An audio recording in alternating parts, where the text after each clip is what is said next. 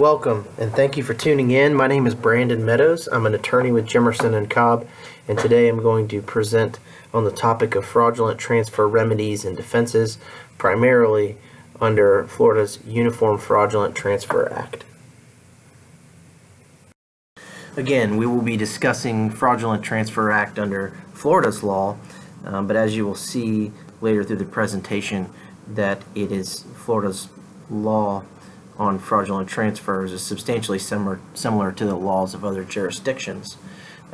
And through this presentation, you will not only have a good overview of what types of remedies are available to creditors, whether their claims are liquidated, matured, or unmatured, and then from the other side, from the debtor's perspective, or even the creditor's perspective, what those defenses are, how are they proved, and what to expect. Most of this presentation would be particularly of interest to creditors' rights attorneys, asset protection lawyers, estates and trust lawyers, even trustees in bankruptcy, where state law fraudulent transfers can often be applied as well.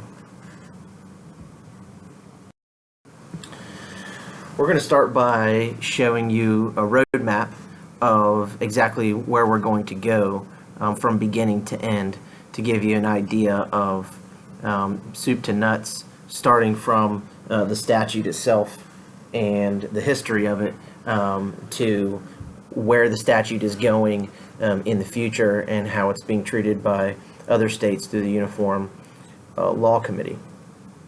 So first we'll talk about a brief history of the Uniform Fraudulent Transfer Act, and then Florida's version of the Uniform Fraudulent Transfer Act, which we refer to as FUFTA or UFTA. Then we'll talk about, in general terms, what is a fraudulent transfer, what are the elements of a fraudulent transfer, that is, what do I need to plead, and then if it's proven, you were able to prove those elements, or the creditor was, rather, able to prove those elements, what does the creditor get? What is the creditor's remedy? If the creditor is entitled to a remedy, what types of categories or what types of parties are going to be exposed to liability to those remedies. Next, we would talk about the extent of that liability, what types of limitations are set in place by the statute to cap that liability as to those various parties that are exposed. Then delve a little bit deeper into what are the actual statutory and possibly common law defenses of a fraudulent transfer action. And then lastly, we'll talk about the changes to UFTA and the adoption of the UVTA, which are really just, we'll talk about later, but are some minor modifications of what exists today and is primarily adopted by almost all of the states in the U.S. FUFTA is really a codification of the UFTA. The UFTA is a uniform law that is promulgated by the Uniform Law Commission. The Uniform Law Commission is essentially a group of lawyers who are interested in a certain area of the law or educated in that area, and what they do is they get together with their collective experience and they provide proposed uniform statutes in certain areas where uniformity would be desirable. So think of uniform laws such as the Uniform Commercial Code, which is largely adopted by the states substantially in the uniform form in which it's proposed by the ULC, the Model Business Corporations Act, and then UFTA. If you want to know a little bit more about the ULC, you could go to the website and check out all the uniform laws, the status of those laws, and of particular interest is the notes and comments. So once UFTA was adopted by Florida in what we currently know as FUFTA under Florida Statutes Chapter 726, we're going to run into, and we'll talk about today, certain provisions or clauses within the statute that appear to be ambiguous, and oftentimes as practitioners we have to go to the case law to understand exactly what that means. And sometimes the case law, if a case is first impression, or there's an ambiguity. Oftentimes, as many practitioners would know, that the courts are going to defer to the drafters of that provision. And what do you know? That's typically where we would go to the ULC comments and look at what these lawyers and drafters were thinking to interpret the statute as far as from an intent perspective. And these comments can be quite helpful, as well as looking at the interpretation of the code in other states. So as we discussed, because other states are adopting this uniform law with very slight modifications, if any, it's very persuasive, although not binding precedent on your current court or even our courts in Florida, but very persuasive precedent to point to law of other jurisdictions and the way that they're interpreting these very similar or exactly the same statutes. So first we'll talk about what is a fraudulent transfer under Florida's Uniform Fraudulent Transfer Act.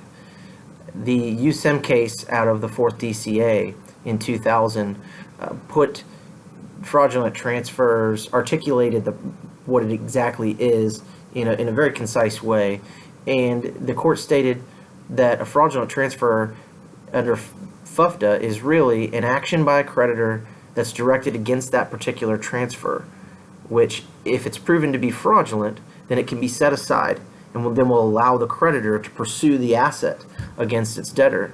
Or it's an action against the transferee who's received the asset by means of a fraudulent conveyance and should be required to either return the asset or pay for it by way of a judgment and execution. So just to kind of sum that up, the FFTA claim really is saying, court, direct this asset to be delivered back into the hands of my debtor so that I can execute on it and collect upon it under my claim against that debtor. Or, if not, give me a money judgment against this transferee for the value of that asset so that the transferee can pay for it. So in one final way, really to sum it up, is, hey, transferee, give it back or pay for what you received. That in and of itself is really what a fraudulent transfer claim is under Florida law. Now, a fraudulent transfer is not to be confused with common law fraud. This can create what I would perceive to be a misnomer, calling a FFTA claim a fraudulent transfer per se. It always imports, well, every transfer must be fraud in the sense that we think of common law fraud. And that brings on a whole host of issues, specifically heightened pleading standards.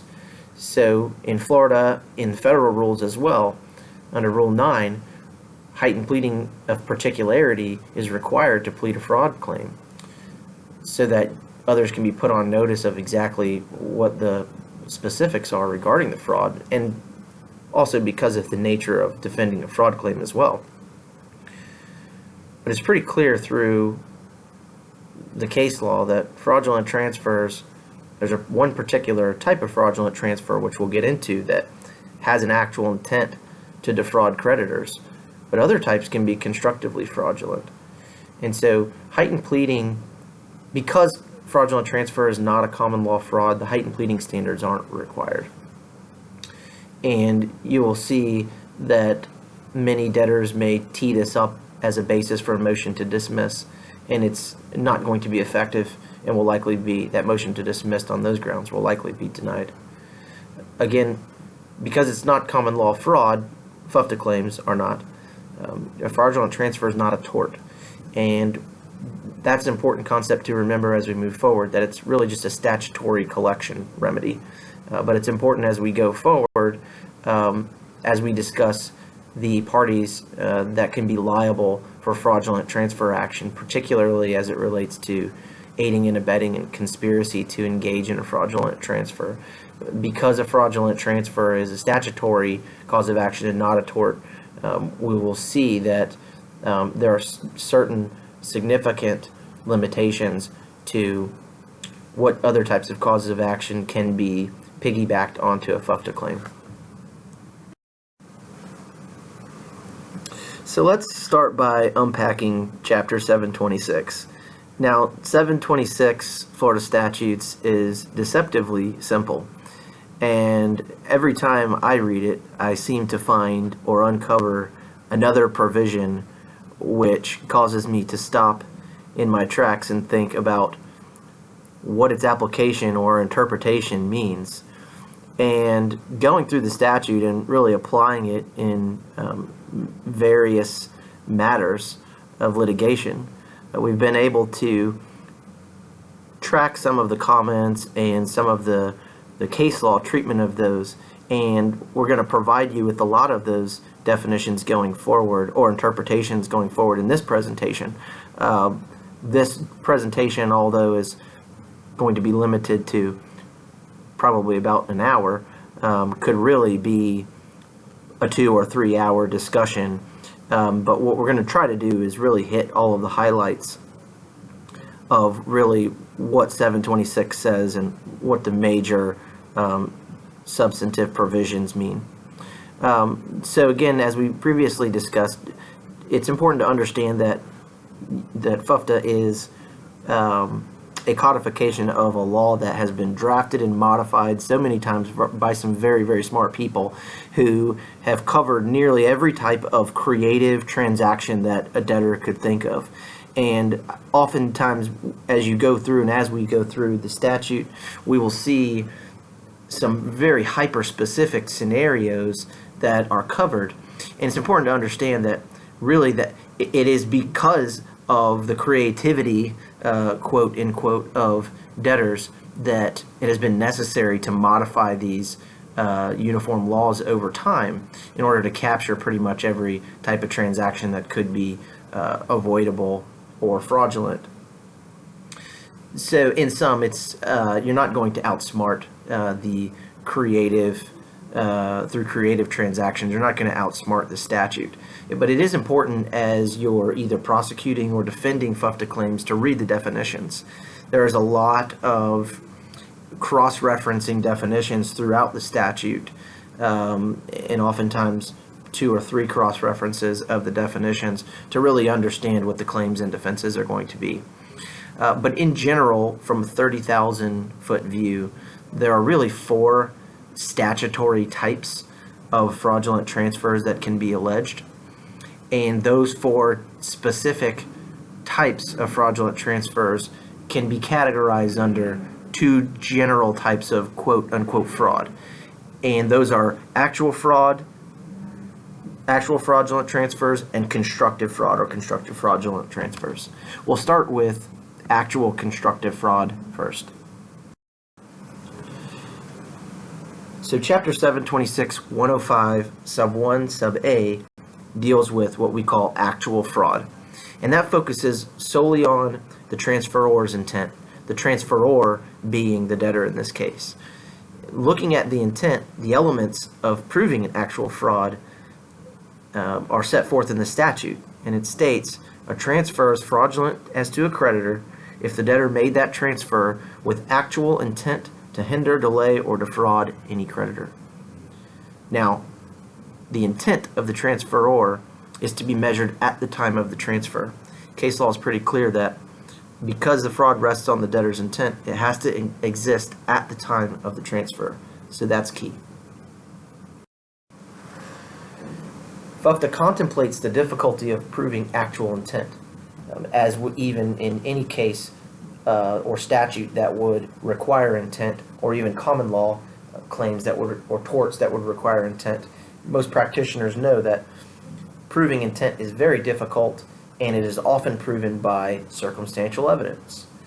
In the case of actual intent to delay or defraud a creditor under FUFTA, the statute sets forth an enumerated list that we'll call badges of fraud. And from those badges of fraud, the court can circumstantially infer that intent. And the courts are clear that while any one of those badges of fraud can exist in really virtually any type of transaction, having only one of them, there's no priority of one badge of fraud over the other as it relates to a final determination of actual intent. And having one may create only suspicious circumstance, but putting them all together based on the totality of circumstances, that could allow a court to infer fraud. Just to give an example of what those badges are, we've provided them here on this slide. And as we look through subsections A through K of 726.105, we can see that there are several badges of fraud, and this is not an all-inclusive encompassing list. That there can be other badges of fraud or circumstantial evidence proffered or presented to the court to infer that actual intent. But some of these are really common sense. So was the transfer to an insider? Was the transfer concealed? Did the debtor not only conceal the assets, but does the debtor still have control over the asset? Was the debtor insolvent? Could he not pay his bills, or could the entity not pay its bills at the time of the transfer? Did the transfer, in return for the transfer, did the debtor receive anything of value? And was the receipt of anything of value, was that equivalent to what was given up? So those are the type of things that the court would be interested in from a totality of circumstances to determine whether there is actual intent in that case under a 105 subsection 1 actual fraudulent transfer. Now note on subsection I, the debtor being insolvent, this is just a badge of fraud, insolvency rather, is just a badge of fraud under a 105 subsection 1 claim, and it's not dispositive of actual fraud. We'll talk about how insolvency or solvency is an element of some of the other types of constructive fraudulent transfers later, but I thought we should at least note that for now. Moving on to constructive fraud, which are the other three of the other four, the total four types of fraudulent transfers that are set forth in the statute, are called constructive fraud, and it has nothing to do with the transferor's intent. The constructive fraudulent transfer statutes are really about the math, the economic circumstances of the transfer. So what the statutes are designed to do is say, in certain circumstances, just solely looking at the debtor's finances or the transferor's finances, that due to the inability to repay its debts or the solvency of the transferor in it giving up a valuable asset, due to that fact alone, irrespective of intent, the court is going to impute or find a constructive fraudulent transfer. And as we stated, there are three separate provisions for governing constructive fraud, and that's set forth in 105.1b and then two other types in 726.106. Let's take the first type of constructive fraud under 726.105.1b. In this type of constructive fraud, the creditor has to prove two things. First, that the debtor made a transfer without receiving reasonably equivalent value. As we discussed this in some of the charts and some of the slides that will follow, we also abbreviate reasonably equivalent value by REV. So first, to show that the transferor didn't receive equivalent value in return, and secondly, that the debtor did either of the two following things: was either engaged or about to engage in a business or transaction for which the remaining assets of the debtor were unreasonably small in relation to the business or transaction. We call that the unreasonably small capital test. Or, at the time of that transfer, the debtor intended to incur or reasonably believed or should have believed that he or she would incur debts beyond his or her ability to pay as they become due. We call that cash flow insolvency.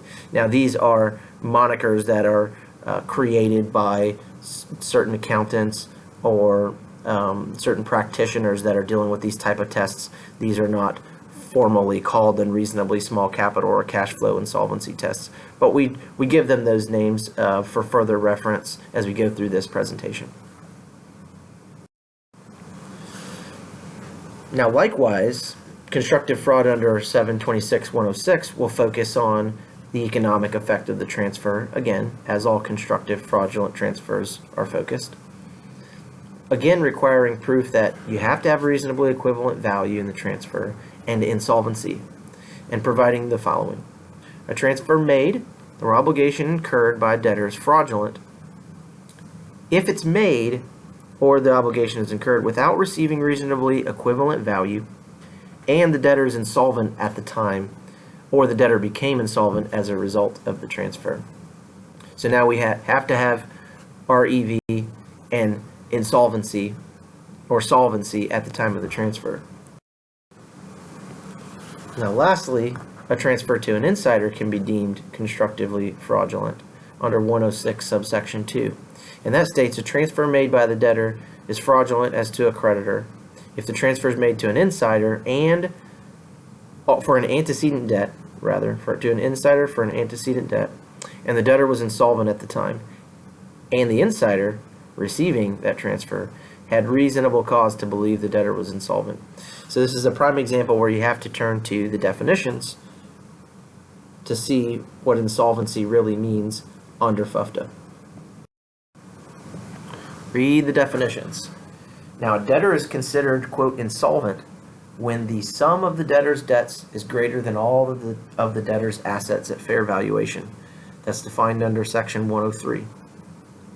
And it provides a definition. The case law calls that the balance sheet test. So we're basically looking at, from a balance sheet perspective, add up all the assets, add up all the liabilities. If the debts are greater or the liabilities are greater than the assets at fair value, now we have insolvency defined and insolvency proven or demonstrated under FUFTA. We should also note there's a presumption of insolvency. If a debtor's not generally paying their debts as they become due, in other words, they're cash flow insolvent, that will give rise to a presumption of insolvency under FUFTA. And while we don't really hit very hard on presumptions and burdens of proof in this presentation, it's important to understand what those are as it relates to prosecuting or defending claims that involve proof of or demonstration of insolvency. What is reasonably equivalent value? FUFTA doesn't define reasonably equivalent value. In fact, the courts found that reasonably equivalent value has to really be determined on a case-by-case basis, and it requires a factual analysis. Value's been defined as a comparison between really what went out versus what was received. And that seems very common sense, but there are circumstances where what was received can be deemed insufficient from a creditor standpoint versus what was received as being sufficient from the debtor standpoint. As we all know, consideration for a transaction can be as little as a mere peppercorn, as we may have learned in our contracts class course in law school. And so there are various types of consideration that may be valuable to one party as a debtor in exchange that would have no value to a creditor's estate, no value to the debtor's estate, and thus no value to the creditor. But the focus really is, when we're talking about reasonably equivalent value, is on the economic reality of the situation. Courts will consider many factors. They'll include the good faith of the parties to the transaction, the disparity between the fair value of the property and what the debtor actually received, and also whether the transaction was at arm's length. So that's a situation where we'd be talking about whether there were insiders involved. In looking at holistically, was reasonably equivalent value really exchanged in that transfer?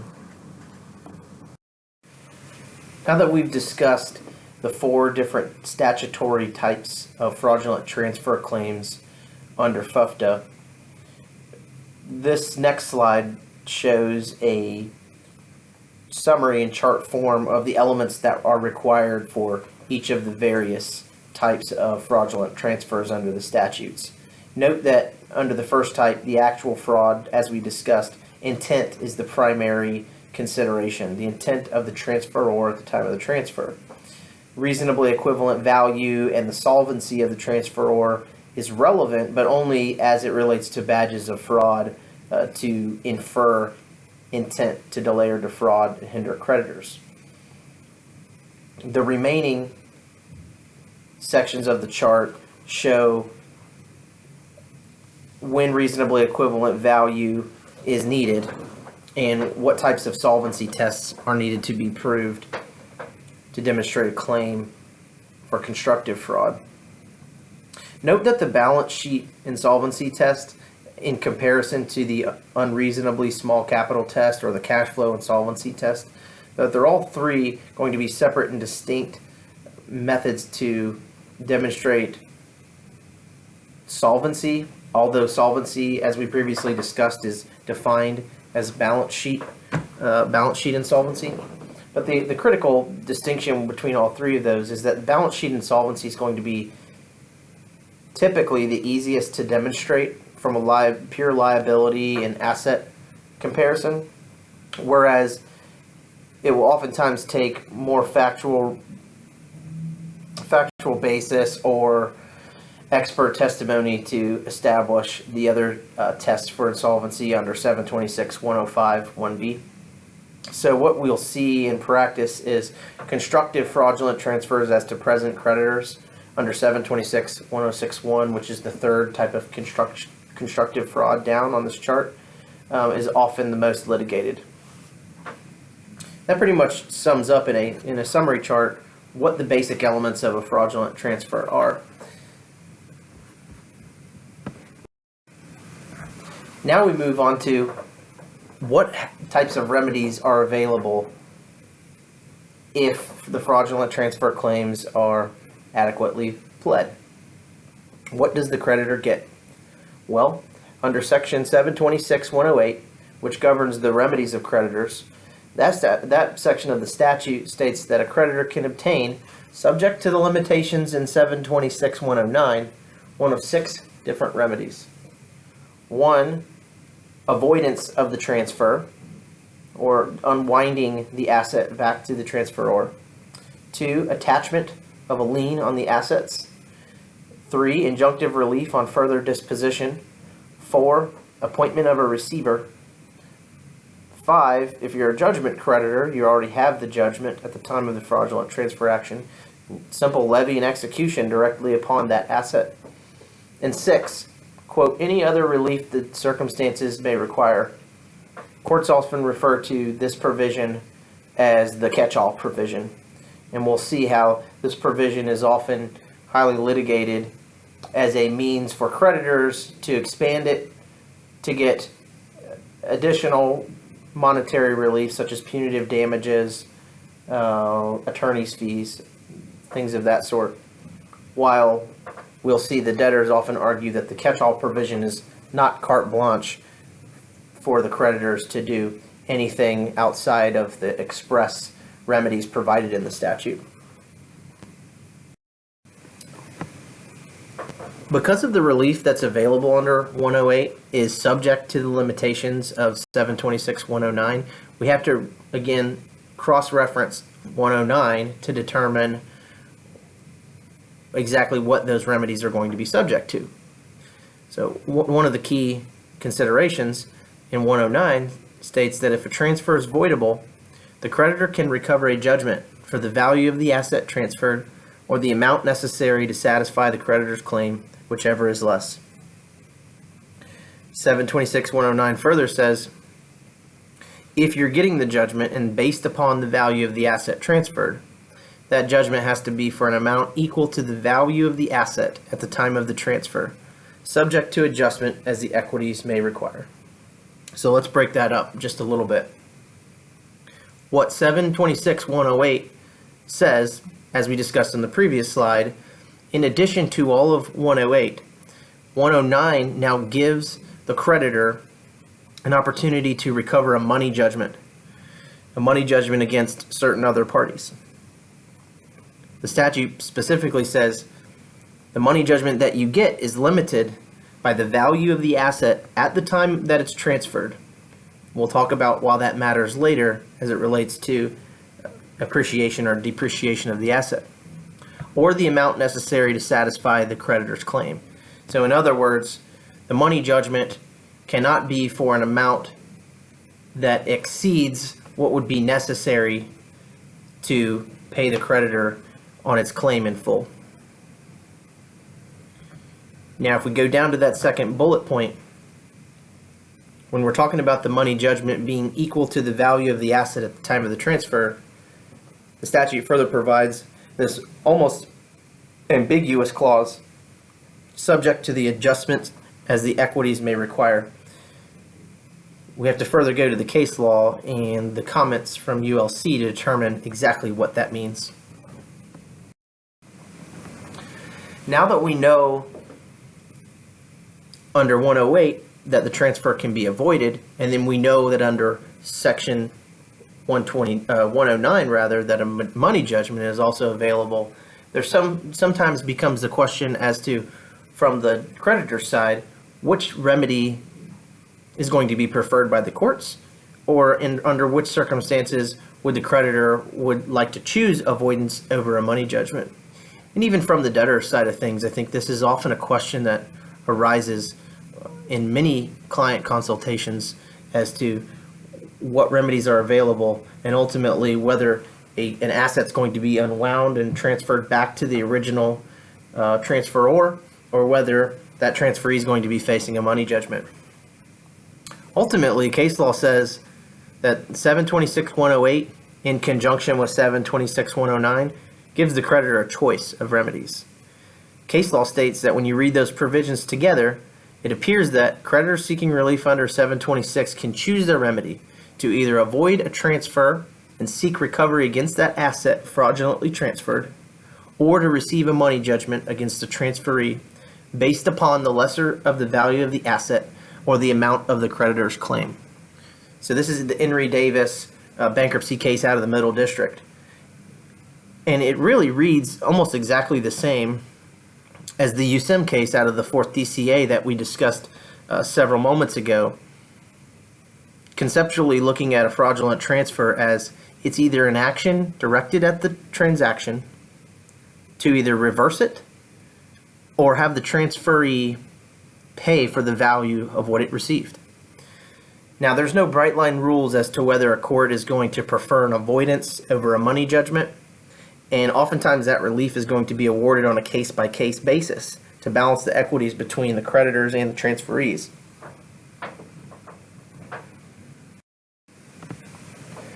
So the question arises in this context, what if the asset significantly appreciates over time? Well, if you're the creditor and the asset has appreciated, you would probably like to unwind the transaction to make that asset readily available for execution under your debtor's control.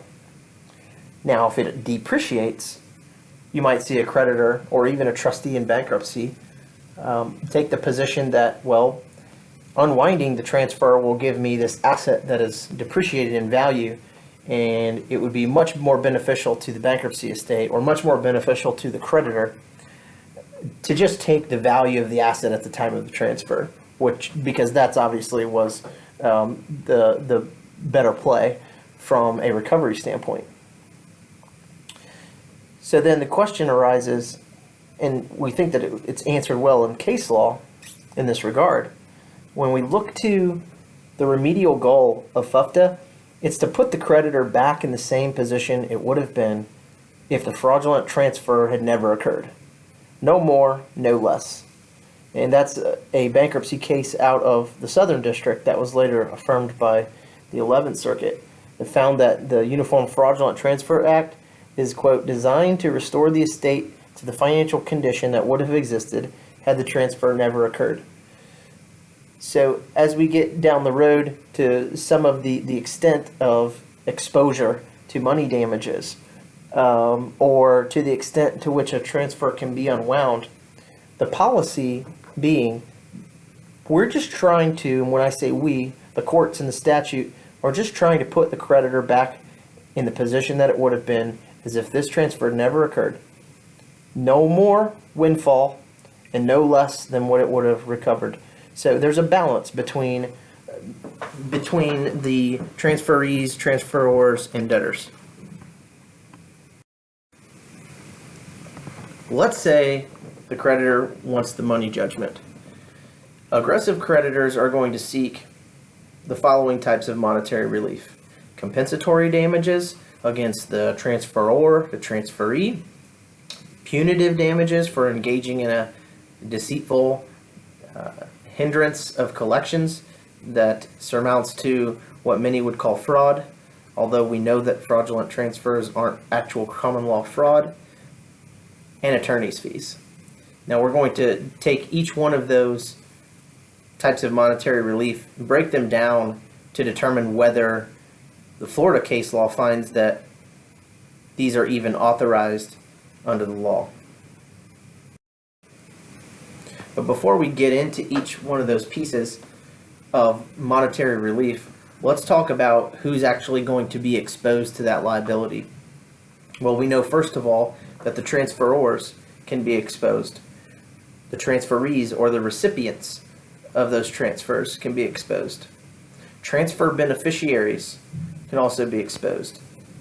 And we're specifically citing to 726-1092, which describes those parties as the persons for whose benefit the transfer was made. We'll talk about a little bit about that in a few moments. And then third parties can also be exposed to liability. And those third parties can be accountants, lawyers, or financial institutions. Those who are directing the transfers, advising in the transfer, or otherwise warehousing or aiding in moving the assets from one transferor to the transferee.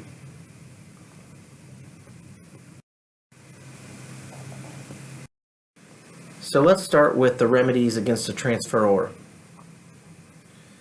FUFTA authorizes a money judgment against transferors through the catch-all provision. So as we think back to the remedies that are expressly provided in 726-108, there is no express authority for a money judgment against the transferors. Even if we go to 726-109, which does authorize a money judgment, there's no mention of the money judgment being authorized against the debtor or the transferor. However, the first DCA and the fourth DCA in Hansard have been quoted as determining that the catch-all provision authorizes a money judgment against the transferors. Remember, the catch-all provision stated that the court can enter any relief that justice may require. So through that provision, the courts have found, yes, FUFTA will allow a money judgment against the transferor.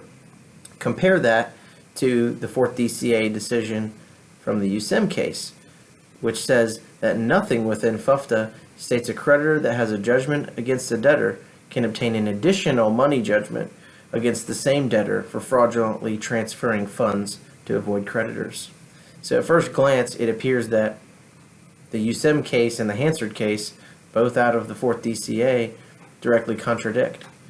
But upon a closer reading, the McCalla case and the Hansard case, which authorizes a money judgment against a transferor, only authorizes that when the transferor is not already a judgment debtor. So the key is a creditor can pursue fraudulent transfer claims based upon its unmatured claim against its debtor without having a judgment already. In the USIM case, the debtor was already a judgment debtor, and the court essentially stated, look, you can't get another money judgment for the debtor's failure to pay its money to you. So that's one key concept. Anytime a creditor requests an additional money judgment against a debtor who's already a judgment debtor, it does not appear to be authorized under Florida law. Secondarily, we discussed that transferees and transferee beneficiaries are another category, two other categories of persons or entities that can be exposed to liability for fraudulent transfers. Specifically, 726-109 sub 2 authorizes a money judgment against transferees and, quote, a person for whose benefit the transfer was made. So the judgment can be entered against the transferee of the asset, or the person for whose benefit the transfer was made, or any subsequent transferee other than a good faith transferee who took for value or from any subsequent transferees. So Part B is stating the first recipient of the asset from the debtor or any other person who benefited from that transfer can be exposed to liability. And any subsequent transferee or intermediate transferee after that can also be held liable, except in cases where they had good faith and there was reasonably equivalent value exchanged. Let's talk about the transferee beneficiaries for a moment. It is somewhat of a sticky concept because they're defined as, quote, a persons for whose benefit the transfer was made. And if we think about that, virtually anyone can be exposed to liability by arguably benefiting from a transfer. Think about parties who may be a minority shareholder interest in a publicly traded company, such as Google. And let's presume that Google made a fraudulent transfer. Indirectly, the minority shareholder, you, may have tangentially benefited by virtue of your interest. And it can almost be argued that you, as a minority shareholder, are a person for whose benefit the transfer was made. But it doesn't appear that the fraudulent transfer statutes were drafted in a way to capture those types of parties and that are that far removed from the transfer itself. So the courts have relied upon a three-part test that is best articulated out of the Bankruptcy Northern District of Illinois. And this three-part test states that a conferred benefit must, one, have actually been received by the beneficiary, it must be quantifiable, and it must be accessible to the beneficiary. Courts applying this test have held that the benefit must also remain in the beneficiary's control for the benefit to be considered actual. So the key concept here is control and a quantifiable benefit, and not some removed, tenuous benefit for liability to attach. Transfer beneficiaries that are often included in lawsuits, perhaps not properly, would be financial institutions, where fraudulent transfers actions are asserted not only against the debtor, but the various financial institutions that were the warehouse or the conduit for transfer of funds from one party to the next. But the 11th Circuit Court of Appeals has refused to hold parties liable as transfer beneficiaries when they temporarily hold or transfer the property and don't retain a requisite amount of control. That's the International Admin Services case. And in that case, the court stated that in order to incur liability as a transferee, a party has to exercise a degree of dominion or control over the property transferred, or held some sort of beneficial right in it. So, while a transfer beneficiary may temporarily be a conduit and indirectly benefit from providing services to a creditor, they don't rise to the level of degree of control over the assets, because they are merely directing or transferring the funds pursuant to the direction of the transferor or the creditor. So in those cases, whether it be a lawyer's trust account or a financial institution, those parties are not likely to be held liable as a, quote, transfer beneficiary. Then we come to the last category of potential targets of a fraudulent transfer claim, those third parties. And these would also include financial institutions, accountants, lawyers, any other party that may have had a hand in advising or had knowledge of certain transfers may be wrapped up into a fraudulent transfer suit just by virtue of providing advice or facilitating a transfer that was under the direction of their client or the debtor. The important thing is that that Florida law and the Florida Supreme Court states that under Florida law, there's no cognizable cause of action for aiding and abetting a fraudulent transfer against a non-transferee. That's the Freeman case. And in Freeman, the court stated that FUFTA was not intended to serve as a vehicle by which a creditor may bring suit against a non-transferee party for money damages arising from the non-transferee party's alleged aiding and abetting of a fraudulent money transfer. So in that case, when we're dealing with a non-transferee, someone who never had control or was never a true recipient of the asset, there can be no, which would be a classic example of a lawyer that's advising a client, there can be no aiding and abetting the fraudulent transfer. Even more importantly, when we go back and we think about, at the beginning of the presentation, discussing the fact that a fraudulent transfer claim is not a tort, that concept in and of itself is really the underpinning reason for the court's decision in Freeman. Remember that a violation of the statute, FUFTA itself, is not a tort, and you would necessarily need an underlying tort for a cause of action for aiding and abetting to even stand. Now, of course, two parties may conspire to violate a statute, and it's not clear whether Florida recognizes a conspiracy to commit fraudulent transfers.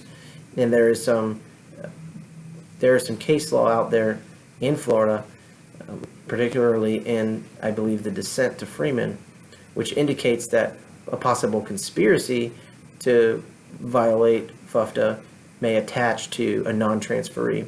But certainly the status of the case law in Florida is that aiding and abetting a fraudulent transfer is not a recognizable cause of action. But even under conspiracy, the way that FUFTA is written,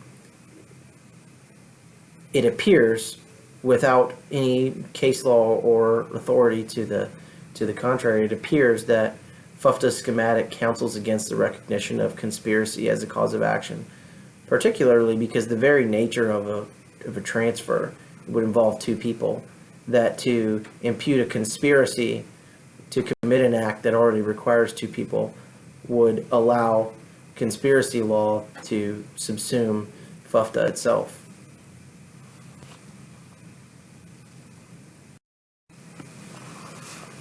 Now that we've talked about what types of remedies are available, and we've also talked about what types of parties or categories of persons and entities can be subject to those remedies, what are the caps or limitations on that liability? That's the next question we're going to answer, because the statute not only provides the remedies, but FUFTA also provides limitations designed to protect good faith transferees and also to prevent what we already know from a previous slide, a windfall to a creditor. Remember, the statute is designed to put the creditor in the position that it would have been but for the fraudulent transfer. No more, no less. So getting back to the statute, it's clear that a money judgment is limited. Remember, a judgment must be for an amount equal to the value of the asset at the time of the transfer, subject to adjustments as the equities may require, or the amount necessary to satisfy the creditor's claim, whichever is less. Remember, we talked about the first phrase, that the money judgment has to be capped to the value of the asset. And we also pointed out that the phrase subject to adjustment as the equities may require may seem a little ambiguous and may raise some additional questions as to what the equities really are and what that adjustment is for. Case law indicates and interprets the phrase adjustments as the equities may require as a tool for courts to prevent windfall profits for a creditor. So again, when reading subject to adjustment as the equities may require, it's really a limitation on the money judgment that can be obtained by a creditor.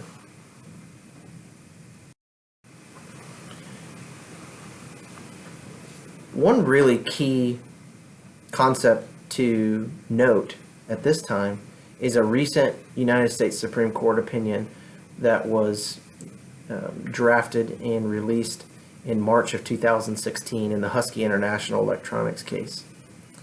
In that case, the court found that in a case of an actual fraudulent transfer, actual intent type under 726-105, in those cases, that a money judgment for an actual fraudulent transfer can be deemed, quote, actual fraud under the Bankruptcy Code. And the effect of that is it creates a non-dischargeable debt. So when dealing with prosecution of an actual fraud claim, if it were to go into bankruptcy, there may be objections within that bankruptcy by the creditors that that debt is even dischargeable. This can really come into play in a circumstance where the creditor would be otherwise unsecured on the underlying debt. But if there was an actual intent to delay or defraud, there's a significant impact that that debt will no longer be dischargeable, given the recent case out of the United States Supreme Court. Surely there will be additional interpretations of Husky as it's applied later on, and we'll be on the lookout for that to determine the extent and breadth of that decision. Now that we've taken somewhat of a sidebar on the dischargeability of a money judgment, where we are now is we've accounted for the compensatory component and made it clear that compensatory damages, money damages, can be a remedy for creditors against various parties, which we've already named. But outside of that, aggressive creditors may also ask for attorney's fees under FUFTA. There's at least one known case in Florida that is directly on point, and it states that statutory attorney's fees are not available under FUFTA. Many creditors are arguing that such fees are going to be available through that catch-all provision. Now, the catch-all provision will likely have, and already has, had quite a bit of litigation in various jurisdictions on the breadth and the scope and the policy really behind that. You see, the drafters wanted to create an opportunity for the courts to have a little bit of leeway to provide a remedy for creditors as a backstop to any express remedies that weren't already provided for in FUFTA. But creditors are constantly using the catch-all provision as a wide net in order to get additional damages such as attorney's fees and punitive damages. Now, it's clear under the Florida Supreme Court case law, even under Freeman, in looking at the catch-all provision, the court has provided some guidance as to what that really means. The Florida Supreme Court states that the catch-all provision demonstrates the narrow focus of FUFTA and its limitations. Further, the court stated that we believe the legislature intended it to facilitate the use of the other remedies provided in the statute. So, from a defense standpoint, the catch-all provision and the underpinning basis for the denial of statutory attorney's fees are that the catch-all provision is a limiting instruction used to enforce the express remedies already provided. Because in Florida, you don't get attorney's fees unless provided by statute or contract, and because there's no express authorization for attorney's fees in FUFTA, the Florida courts have found that there are no attorney's fees even under the catch-all provision.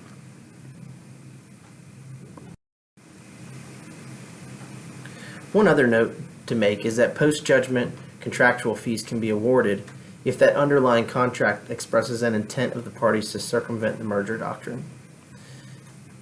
So, some creditors may argue that while they're asking for attorney's fees in a fraudulent transfer action, the attorney's fees are not pursuant to the FUFTA statute, but rather pursuant to the underlying contract that makes up the creditor's claim. Such contracts may have provisions in them that state that the creditor would be entitled to post-judgment attorney's fees. Some provisions further go on to state that such provisions are expressly surviving the final judgment, such a way to circumvent the merger doctrine. Which is why we say that one notable exception to the merger doctrine is a clear intent by the parties for a contract term to survive termination. It's just one thing to note that may be another way, provided the contract is drafted, underlying contract for indebtedness is drafted in a way that would allow for attorney's fees to perhaps make its way into a fraudulent transfer action. A third type of damages that an aggressive creditor may seek would be punitive damages. Florida law is not quite clear on this issue. And again, creditors are using the catch-all provision as a way to get this additional requested relief. Of course, there's the argument that it's a fraudulent transfer, and when creditors start to throw around the word fraud, courts automatically start to think about punitive damages. So this will be often a form of relief that you'll see creditors asking for. But jurisdictions are split on this issue. So you have Missouri, Ohio, Pennsylvania, and Utah. All of those states allow punitive damages through the catch-all provision. On the other hand, Connecticut, Colorado, Illinois, and Wisconsin, none of those states allow punitive damages. Again, Florida's not decided. And there's no ambiguity that the measure of damages is determined by the value of the asset or the creditor's claim, if we think back to the limitations on a money judgment. So neither of which could possibly include an additional award of punitive damages. So if we think back to what the limitations are on the money damage, if they're expressly limited to the value of the asset at the time of transfer, how could we possibly have punitive damages added in? That's just a policy argument against the allowance of punitive damages. And really, that same logic applies to the logic that was used against attorney's fees, in that the catch-all provision is not designed as a carte blanche for creditors to get whatever remedy that they'd so desire. In fact, the catch-all provision was designed to allow the court to do what it needs to do to in furtherance of the express remedies allowed under FFTA. At this point, we've discussed what remedies are available, who is potentially exposed to those remedies, what are the limits of those remedies, and now we're going to talk about some of the true defenses to the claims. And those defenses can really be broken down into about 4 or 5 categories. The first being good faith, the second being reasonably equivalent value, the third being solvency, the fourth, as with any cause of action, the statute of limitations, and 5, there are a list of very specific defenses in 726-109 that will not be specifically addressed in this presentation, but just as a reference point and a jumping off point, section 109 has some very specific true defenses to fraudulent transfer claims, such as transfers that occur automatically and pursuant to a default under a security agreement, for instance, would be a classic example of a transfer that would not be considered a fraudulent or would not be considered voidable. Let's start with faith. So good faith is critical for initial transferee. In fact, section 726-109 provides a complete defense to the first transferee who takes in good faith and for reasonably equivalent value. There's 2 components to that defense, but the good faith component is not demonstrated. Good faith isn't if that party fails to undergo a reasonably prudent inquiry regarding a transfer of which the transferee had reason to be suspicious. So if upon reasonable diligence an inquiry would have disclosed the transferor's fraudulent purpose, remaining willfully ignorant of those facts that would cause someone to be on notice of the fraudulent purpose, that's not good faith. In other words, if an initial transferee smells something as fishy, that it's possibly receiving a better benefit of the bargain, so much so that it would raise red flags, turning a willful eye to that, or a blind eye to that rather, or circumstances that should give rise to do a little bit of asking the right questions, that's not going to be good faith. That's going to constitute a true defense under 109 sub 1. Good faith comes into play as a true defense to subsequent transferees as well. So under Chapter 726, secondary transferees or subsequent transferees, second or third down the line, get much greater protection from a claim for fraudulent transfer than the initial transferees. In fact, under 109(2)(b), a secondary transferee has a full defense to a claim for fraudulent transfers if that transferee takes the asset in good faith and for value. So note there that it's not good faith and reasonably equivalent value, but just value. So that sounds like a good true defense and more protection to the secondary transferee. But to a certain extent, that reasonably equivalent value isn't exchanged. There might come a point to where the benefit of the bargain is so off balance that it may give rise to perhaps the absence of good faith. So that's just something to keep into context. Another defense to a FUFTA claim, which wasn't discussed in the general categories, but is worth noting at this stage, is the Homestead Protection. Buy a big empty house. That's what you heard about O.J. Simpson after he received a very large civil judgment against him from the Goldman family for wrongful death. He bought a giant house in Florida and tried to take advantage of the homestead exemptions. Now, of course, Florida's Homestead Protection is created by the Florida Constitution, which essentially states that there can be no forced sale of the homestead by a lien other than a purchase money mortgage or perhaps materialman's liens. Florida law does not prohibit a debtor from converting non-exempt assets into an exempt homestead, even if done with an intent to hide the assets beyond the reach of creditors. That's the Florida Supreme Court in the Havico case, dealing with an actual intent to delay or defraud a creditor. There's true intent to delay and defraud the creditor in taking a non-exempt asset and dumping it into a home. In fact, this case dealt with a Tennessee resident who decided days before getting a judgment entered against him that he was going to buy a homestead in Florida to take advantage of the homestead exemptions here in this state. And even though he had that actual intent to delay or defraud, it doesn't seem that the equities should weigh in the debtor's favor in that case. But the court reasoned that the legislature, the statute that was created by the legislature in FUFTA, doesn't trump the constitutional protections provided by the Florida Constitution. Now, that's not to say that there aren't other remedies available in the context of equitable liens.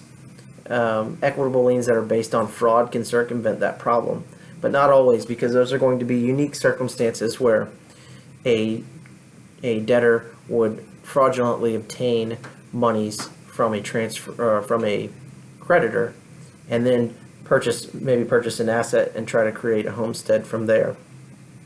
To that end, if there was an actual intent to delay or defraud or a fraudulent transfer, while the creditor may not be able to pursue its lien or foreclose on the homestead by virtue of a fraudulent transfer action, it may be able to impose an equitable lien.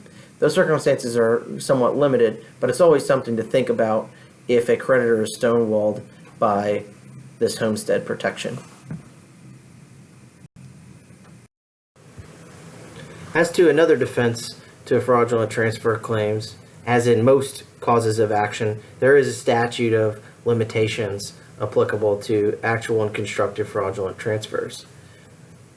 Now, using the word limitations, statute of limitations, is somewhat of a misnomer, as the courts have held that the applicable limitations period as set forth in the statute is actually a statute of repose. Specifically, constructive fraudulent transfers are, quote, extinguished unless the action is brought within 4 years after the transfer was made or obligation was incurred. That's in 726.110 subsection 2. That 4-year limitations period will begin to run on the date of the transfer. So when we're looking at those three types of fraudulent transfers that are considered constructive, from the date that the transfer occurred to 4 years, anytime after the 4 years, the claim then would be time barred. The applicable statute of limitations to actual fraudulent transfers is a little bit different because it accounts for the actual intent to conceal or to delay or defraud the creditors. In this case, there's still the extinguishment of the cause of action within 4 years, but also if later, within 1 year, the claim must be brought after the transfer was or could reasonably have been discovered by the claimant. This is to account for the actual intent to defraud and allows somewhat of a tolling period, and the courts refer to this phrase as the 1 year savings clause. So Even after that 4 years from the date of the transfer has elapsed, the creditor or the claimant will get an additional 1 year for actual fraudulent transfers, period, within which the creditor could have reasonably discovered the transaction. The courts have determined that the use of the word extinguished by the legislature in conjunction with the 1 year savings clause has interpreted the statute for the applicable limitations period as one of repose. And there's a recent second DCA opinion that specifically addresses the statute and essentially states that equitable defenses of tolling are not available under 726.110 because it is a statute of repose, not a statute of limitations. So the big takeaway here is when we're dealing with actual fraudulent transfers, if there is a window after the 4 years from the date of the transfer within which a creditor should have reasonably discovered the transfer, and that 1 year passes, there can no longer be any additional equitable tolling of that 1 year. So, for instance, some creditors have argued that this statute is interpreted to mean that they didn't reasonably discover the transfer within 1 year, or they reasonably discovered the transfer within 1 year, but they didn't know that it was per se a fraudulent transfer. And the courts have said, look, it's not about the fraudulent nature of the transfer, but only that if you could have discovered that the transfer did occur. If you could have discovered that it did occur within 1 year after the 4 year period, it will still be time barred because it's a statute of repose. So what is reasonably could have discovered? That's usually a question of fact, but in certain cases, in the case law around the United States and within Florida, it can be determined as a matter of law. So examples of when a creditor should have reasonably discovered the transfer would be on the date of entry of a final judgment or the date of appointment of a receiver in a receivership case or even in a bankruptcy case. The point being, once a party becomes a judgment creditor, they have access to financial data and information. They're able to ask the questions that would need to be asked to determine whether any transfers have been made. Similarly, from the date of an appointment of a receiver is the date that an independent third party takes control of the books and records of an entity or an individual, well, typically an entity if we're talking about a receiver, and has the ability from that date to within 1 year to certainly have asked the right questions or looked at the right data to determine whether a fraudulent transfer has been commenced within that time period. And so courts can say, and pretty much have held on a case-by-case basis, but as a matter of law, that the 1 year, or a creditor could have reasonably discovered within 1 year from those two events. Contrast that with the mere recording of an instrument in a county's public records. In the first DCA, the DSAC v. Van Landingham case held that creditor is not charged with looking in the county records of every single county within the state of Florida or outside the state to determine whether a fraudulent transfer has occurred.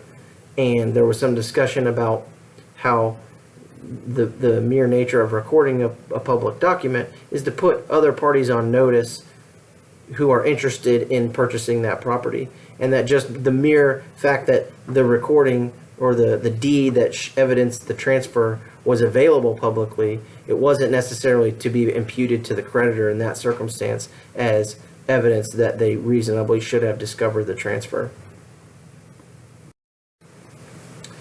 Now that we've talked about what the remedies are, what the extent of the remedies are for fraudulent transfer, who can be held accountable, what are the limitations on that, and we've also talked about some of the true defenses.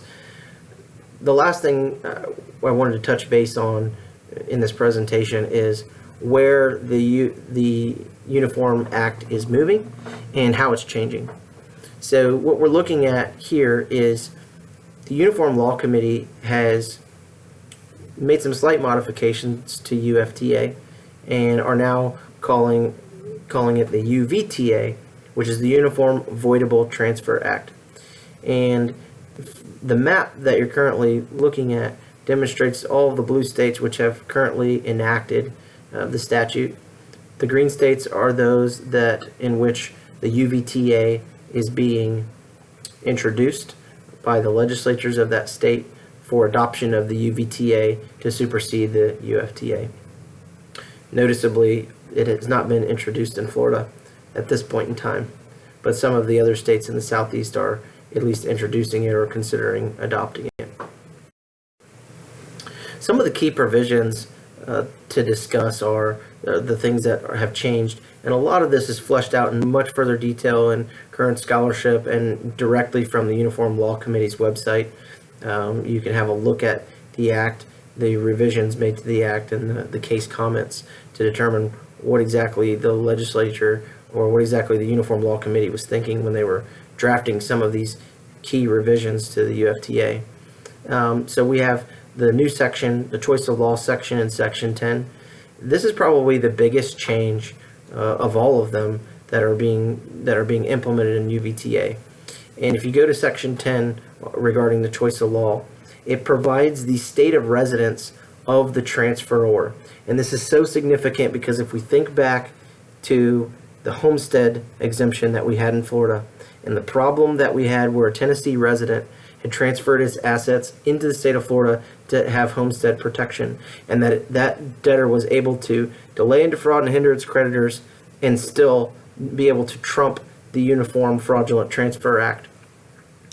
Section 10 was designed to fill that gap, and Section 10 provides that the state of residence of the transferor and the state law that applies to that transfer on the date of the transfer applies to the state in which the entity or the person resided at the time of the transfer.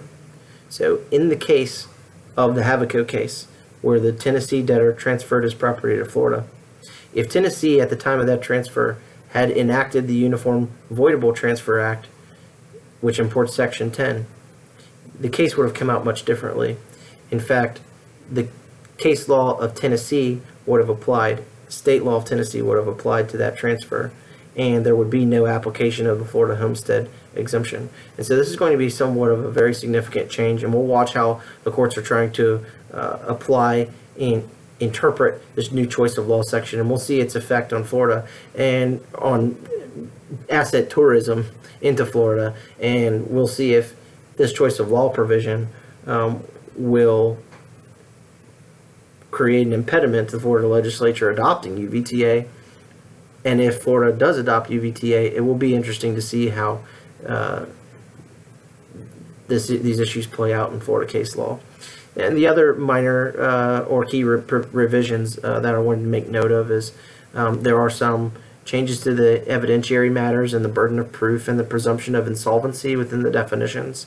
There's a redefinition of insolvency for partnerships. Partnerships were being treated a little bit differently from the other entities. Defenses are becoming more in line with what the bankruptcy interpretation and the bankruptcy statutes, how they're interpreting the Uniform Act. There's the obvious style change, which we've already mentioned, which is changing the Fraudulent Transfer Act to Voidable Transfer Act.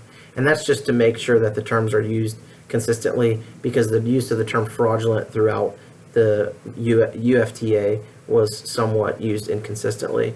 And lastly, there's a lot of comments that supplement the direction of case law and will likely have a significant impact on courts' interpretation going forward. This concludes our presentation on fraudulent transfer remedies and defenses. Thank you for tuning in, and for any additional information or questions regarding this topic, visit www.jimersoncobb.com. Thanks again.